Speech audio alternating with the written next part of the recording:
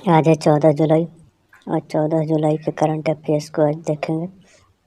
Video में आगे बढ़ने से पहले अगर वीडियो आपको अच्छा लगे तो लाइक, शेयर एंड सब्सक्राइब जरूर करिएगा। तो चलिए आज का पहला क्वेश्चन देखते हैं। पहला क्वेश्चन कौन सा? पूर्व भारतीय और मध्यक्रम बल्लेबाज का 13 जुलाई 2021 को हार्ट अटैक की वजह से निधन हो गया। और कौन खिलाड़ी है जिन्होंने 13 जुलाई 2021 को हार्ट अटैक की वजह से निधन हो गया है?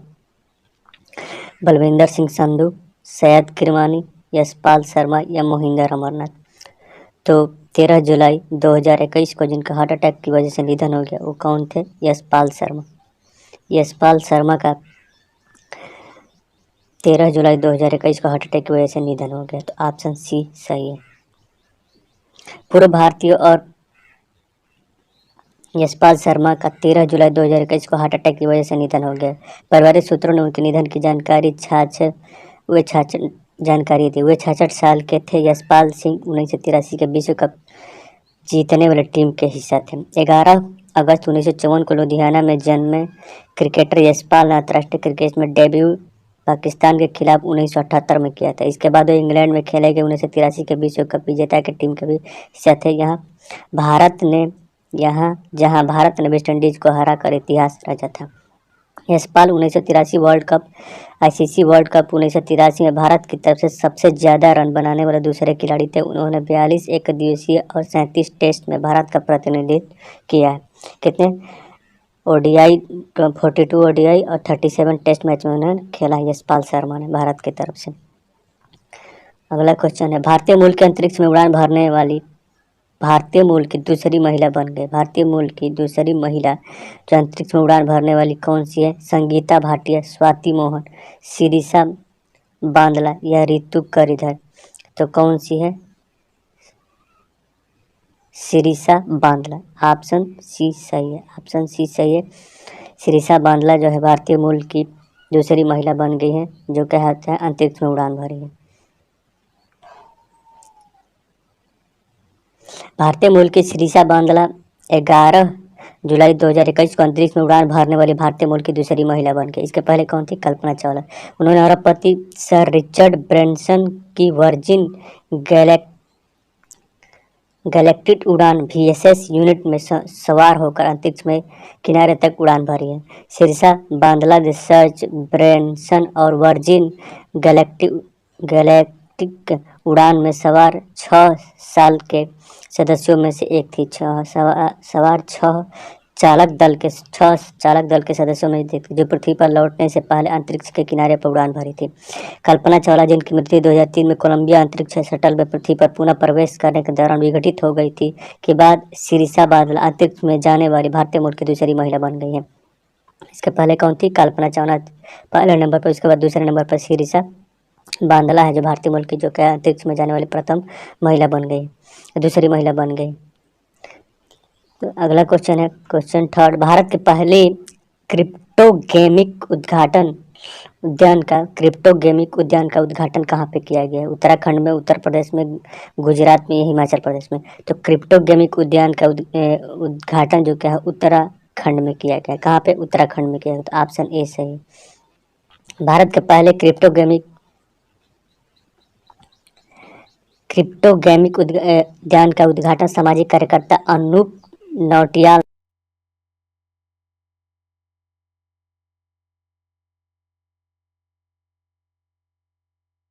बायोफाइट्स और लाइकेन की लगभग 50 प्रजातियां हैं। देवन में यह उद्यान लगभग 9000 फीट की ऊंचाई पर स्थित देवन उत्तराखंड में देवदार और ओक की जंगल, फर्न, कवक और लाइकेन जैसी क्रिप्टोगेमिक प्रजातियों के लिए एक प्राकृतिक आवास स्थल है। अभी कहाँ पे स्थित है? उत्तराखंड में। तो क्रिप्टोगेमिक पहले क्या होता है देख लेते हैं। क्रिप्टोगेम्स और गैर बीज पैदा करने वाले या गैर फूल वाले पौधे या बीजाणु उत्पादन पौधे के रूप में उल्लिखित किया जाता है। जो गैर फूल गैर बीज वाले जो पौधे होते हैं वो क्या होता है? क्रिप्टोगेम्स कहलाते हैं। उन्हें जीवित रहने के लिए नम परिस्थिति की आवश्यकता होती है, मॉइस्चर कंटेंट की आवश्यकता होती है। ये पौधे की प्रजाति ये पौधों की प्रजातियों के सबसे पुराने समूह है। इन्हें छिपे हुए प्रजनन के कारण इसे क्रिप्टोगैम्स के रूप में जाना जाता है। इनका प्रजनन क्या होता है, छिपे होने के कारण इसको क्या होता है, क्रिप्टोगैम्स के रूप में जाना जाता है। फॉर एग्जाम्पल फर्न, कवक, शैवाल, बायोफाइट, मास, लीवरवर्ट्स और लाइकेन क्रिप्टोगैम्स की सबसे प्रसिद्ध समूह है। उत्तराखंड के शैवालों की 346 प्रजातियां, टेरिडोफाइट्स की 365 प्रजातियां, बायोफाइट्स की 478 प्रजातियां और लाइकेन की 539 प्रजातियां मौजूद है उत्तराखंड में। अगला क्वेश्चन है, 100% पहली खुराक कवरेज हासिल करने वाला पहला केंद्र शासित प्रदेश बन गया। 100% जो है कोविड-19 का खुराक पहला खुराक पर प्राप्त करने वाला किसका, कोविड-19 का। कोविड-19 का पहला खुराक फर्स्ट डोज 100% पाने वाला केंद्र शासित प्रदेश कौन बना है, पांडुचेरी, लक्षद्वीप, जम्मू कश्मीर या लद्दाख। तो ऑप्शन डी सही है, लद्दाख। लद्दाख जो है कोविड-19 का फर्स्ट डोज जो 100% पाने वाला केंद्र शासित प्रदेश बन गया। लद्दाख सभी निवासियों और अतिथि आबादी का टीकाकरण करने वाला पहला केंद्र शासित प्रदेश बन गया। इसमें प्रवासी मजदूरों, होटल श्रमिकों, क्षेत्र में आजीविका कमाने वाले नेपाली नागरिकों को भी शामिल किया गया। लद्दाख की कम आबादी के बावजूद क्षेत्र के चुनौती इलाके खराब और मौसम और आबादी के अलग अलग केंद्रों के कारण कई मामूली उपलब्धि नहीं है। कई क्षेत्रों में पहुंचना अत्यंत मुश्किल था। आंकड़ों के अनुसार सभी पात्र आयु वर्ग के कुल 89,409 89,404 लोगों की कोविड वैक्सीन की पहली खुराक दी गई है, जबकि 60,936 लोगों को दूसरी खुराक भी दी जा चुकी है। भारत में टीकाकरण का तीसरा चरण शुरू होने के 3 महीने से भी कम समय टीका किया गया। लद्दाख में रहने वाले लगभग 6,821 नेपाली नागरिकों को भी क्या होता है, कोविड-19 का टीका लगाया गया। अब लद्दाख के बारे में थोड़ा देख लेते हैं। लद्दाख अगस्त 2019 से भारत की संसद ने जम्मू और कश्मीर पुनर्गठन अधिनियम 2009 जम्मू और कश्मीर पुनर्गठन अधिनियम 2019 के तहत लद्दाख को क्या अलग करके एक नया केंद्र शासित प्रदेश बनाया गया। कब 31 अक्टूबर 2019 को लद्दाख केंद्र शासित प्रदेश बन गया। कब 31 अक्टूबर 2019 को लद्दाख एक नया केंद्र शासित प्रदेश बना। लद्दाख क्षेत्रफल में भारत का सबसे बड़ा केंद्र शासित प्रदेश। क्षेत्रफल के हिसाब से सबसे बड़ा केंद्र शासित प्रदेश कौन सा है, लद्दाख। और पॉपुलेशन वाइज सबसे कम आबादी वाला केंद्र शासित प्रदेश देखा जाए तो लद्दाख है। सबसे कम आबादी वाला लद्दाख और क्षेत्रफल के हिसाब से सबसे बड़ा केंद्र शासित प्रदेश कहता है कौन है, लद्दाख।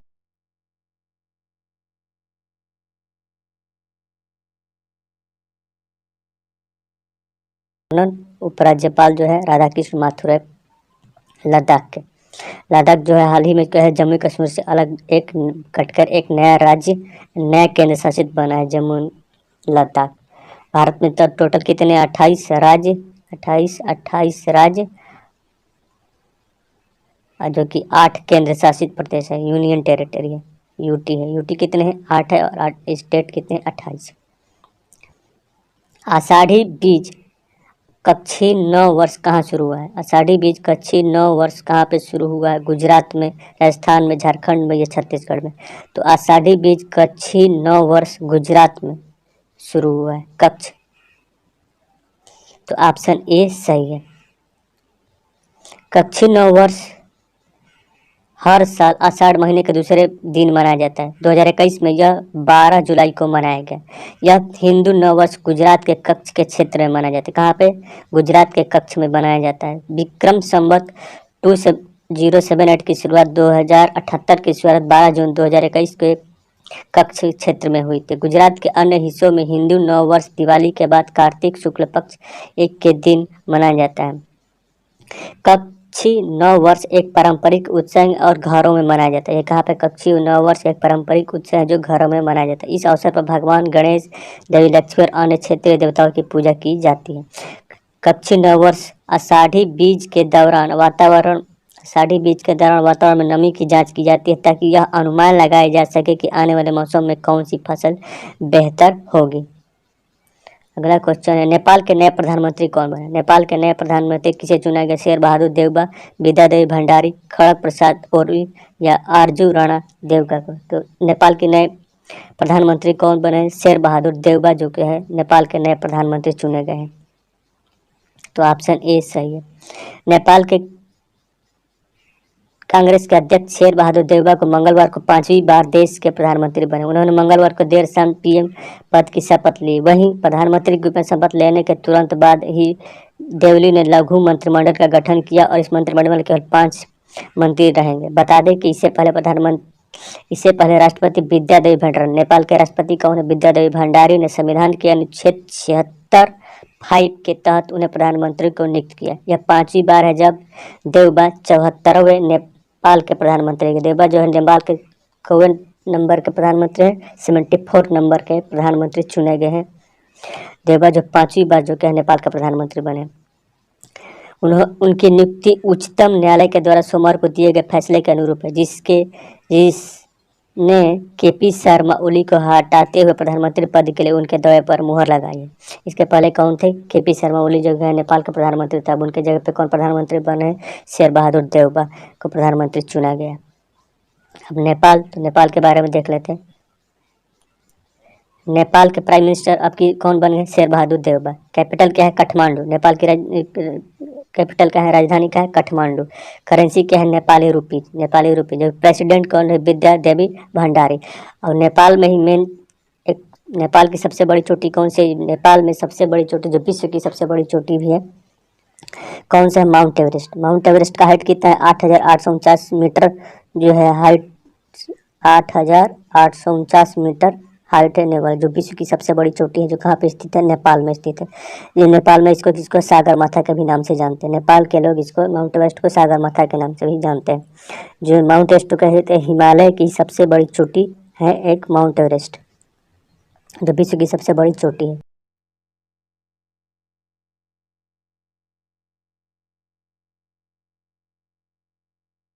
उपग्रह ICESat-2 किस देश का उपग्रह है? इंडिया का, चाइना का, अमेरिका का या फ्रांस का?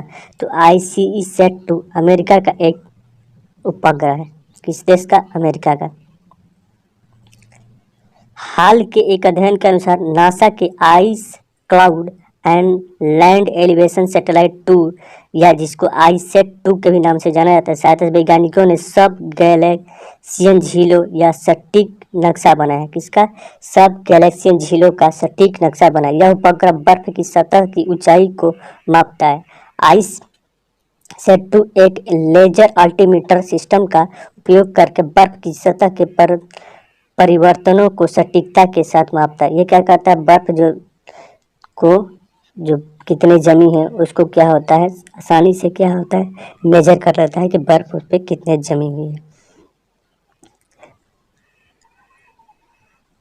अब क्या देख लेते हैं? तो ये अमेरिका का सेटेलाइट है, तो अमेरिका के बारे में देख लेते हैं। अमेरिका की राजधानी क्या है? पहले तो अमेरिका की करेंसी क्या है? US dollar. Capital Washington DC। America की राजधानी क्या है? Washington DC। अमेरिका की राजधानी क्या है? Washington DC। प्रेसिडेंट क्या है? अभी जो क्या है हाल ही में क्या कहता है, अमेरिका के प्रेसिडेंट चुने गए हैं जो बाइडेन। और अमेरिका के वाइस प्रेसिडेंट क्या है? कमला हैरिस। कमला हैरिस जो कि भारतीय मूल की महिला है, कमला हैरिस। कमला हैरिस जो क्या होता है? वाइस प्रेसिडेंट है। जो कमला हैरिस जो क्या है? वाइस प्रेसिडेंट है किसकी? अमेरिका की।